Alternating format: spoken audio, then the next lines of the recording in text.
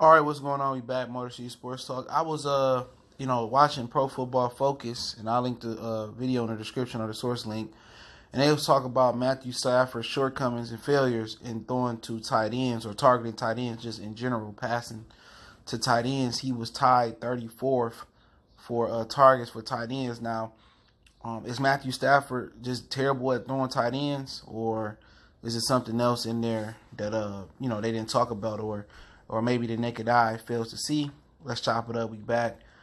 Motor City Sports Talk. It's your boy CJ Goodfella. Make sure you subscribe, hit that subscribe button, bell icon button. Won't miss another video. But I think it's a accumulation of things. They touched on as well that Ebron and pedigree wasn't that good. But I think the first thing about it is it's not Stafford. I don't think it's schematically the blueprint, the offense. Once again, we talked about it a little bit yesterday. It was Jim Bob Cooter. He didn't know how to utilize the tight end, man. They never worked the seams, They never, worked the soft spots in like cover 2, cover 3, middle of the field behind the tight end. Behind the linebacker in front of the safeties.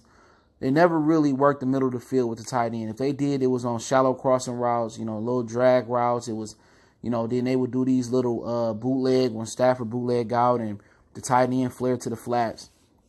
They never really let's just talk about Ebron. They really never let Ebron get vertical.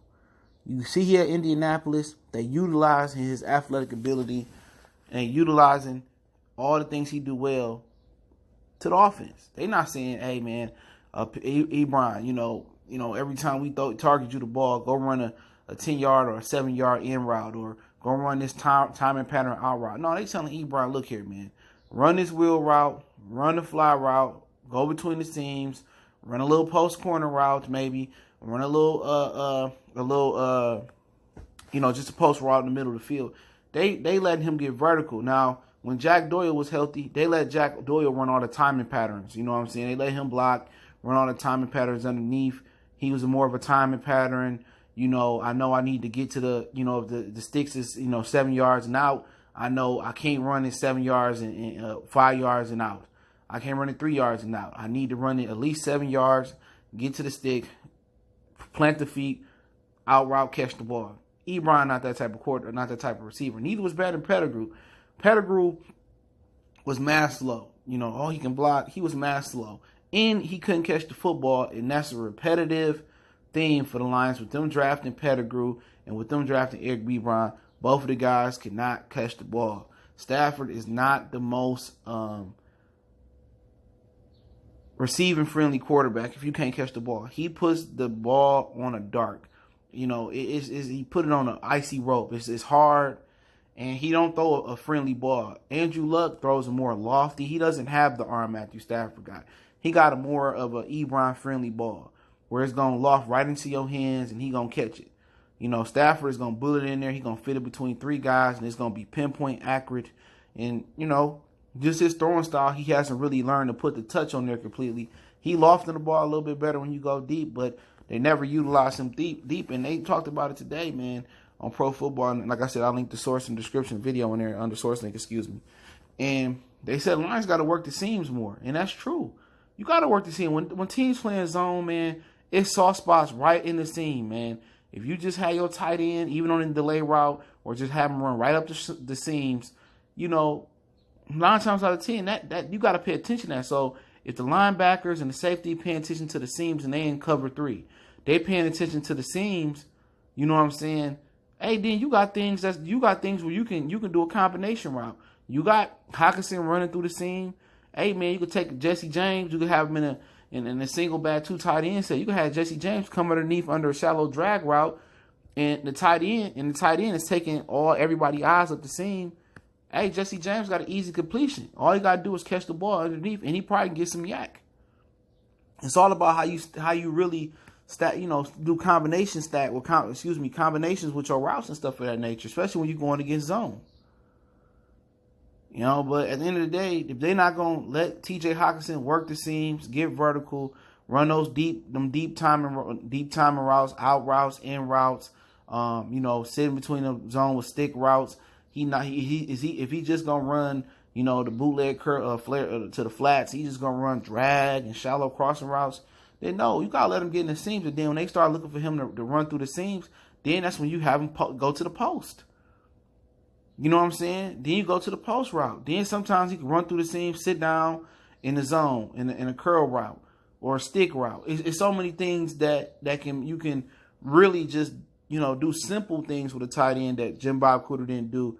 That make it seem your offense seem more complex. It's game planning, it's matchups, moving guys around to get the best matchup. And I feel Jim Bob Cooter was completely ignorant to how to really get the best matchups for the tight ends. And like I said, I'm not putting this on Matthew Stafford. Schematically, they just didn't get it done. And the tight ends they got that had hand issues, they're not Stafford friendly. Stafford puts it on the dark. So even when Marvin Jones got here, not to make it about a receiver, but even when he got here, he had to get used to Matthew Stafford arm strength. He came from Cincinnati where Andy Dalton had a water pistol for an arm. So you're not used to the ball coming out like a jug machine. You're not used to it. So that's what I'm saying. It's just adjustment. So you got a natural hands catcher in Hawkinson. You got Darrell Bevel, which I don't really remember what great tight end year he had, but obviously he got the stamp. He should have got the stamp of approval for Hawkinson getting drafted. They should have sat down and say, you got any plans? If we draft him, how are you going to utilize him? They can't be looking at it like, oh, Hawkinson going to help in the run game. No, it's a passing league first now. Even though the Lions need to run the ball better, and I've been preaching that for years, but it's a passing league first. And if you're going to just sit here and say you drafted tight end number 8 because he helped you in the pass in the run game, that's going to be an epic failure. He has to be utilized in the passing game. They have to get matchups. They have to put him in the slot. They got to stack him with maybe Jones, Galladay, or Amendola in the slot in a bunch formation. They can't just line them up at tight end. They got to stack them on one side or stack the other side with Jesse James. They have to utilize and exploit matchups. And they don't game plan to get this dude at least 5 to 7 targets a game. It's an epic failure. He should have one of the better rookie years this year. A tight end being drafted 8. Otherwise in this pick, and they supposed to be in win now mode, this pick wasn't justified. It wasn't justified. People don't care. Fans don't care if, Hawkinson got a 90% grade. I don't know how the grades go in pro football for real. And pro football focus for blocking. People don't care about that. He gonna catch touchdowns. Is he gonna move the change? He gonna be a red zone threat. Is he gonna be utilized, or is he gonna be minimized like Brandon Pettigrew and Eric Ebron? And if it's truly that Matthew Stafford has a problem, and I don't think this is the case, throwing at tight ends, then he has a problem throwing it over the middle then. Because Stafford loves to throw it outside the hashes. And when you throw it over the middle, you got to be more accurate. Because outside the hashes, if the timing is not there on it, it can go back for 6. Point blank, period. Nobody's usually on the boundary line. But the one thing you got about throwing outside the numbers is you got the boundary. You got the out of bounds that could be your still other defender. Could be your 12, could be your other offensive men. But with Stafford arm, he can get away with throwing it outside. Because it ain't going to hang up in the air. He ain't got no water pistol like Andy Dalton or Matt Castle. It's not going to hang up in the air like that. It's going to zip there. So you think you can jump that route and you just see the ball going right past your helmet and it's going to the hands of Marvin Jones. It's going for 6. Marvin Jones taking it for 6. That's why it's hard to jump routes with strong arm quarterbacks that got the accuracy when Matthew Stafford is set and got his feet together and his shoulders together. They got the accuracy because if you jump that route on John Elway, you jump that route on Brett Favre, you don't guess right, and that ball zip past you, it's going for 6, depending on, especially if you're in man coverage. So for me, the first thing is it's all about schematics, it's all about blueprint, it's all about game plan, it's all about the playbook.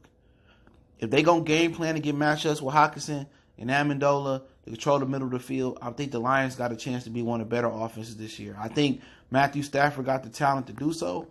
Does he make some bad decision making? We all do make bad decision makings in life. But I think they got the talent to be a top offense.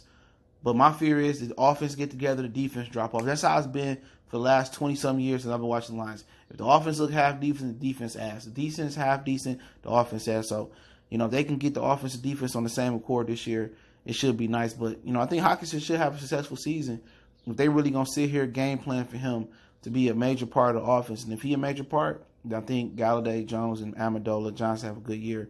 Motor City Sports Talk. Follow us on all social media. Links in the description. One time for the one time. We gone.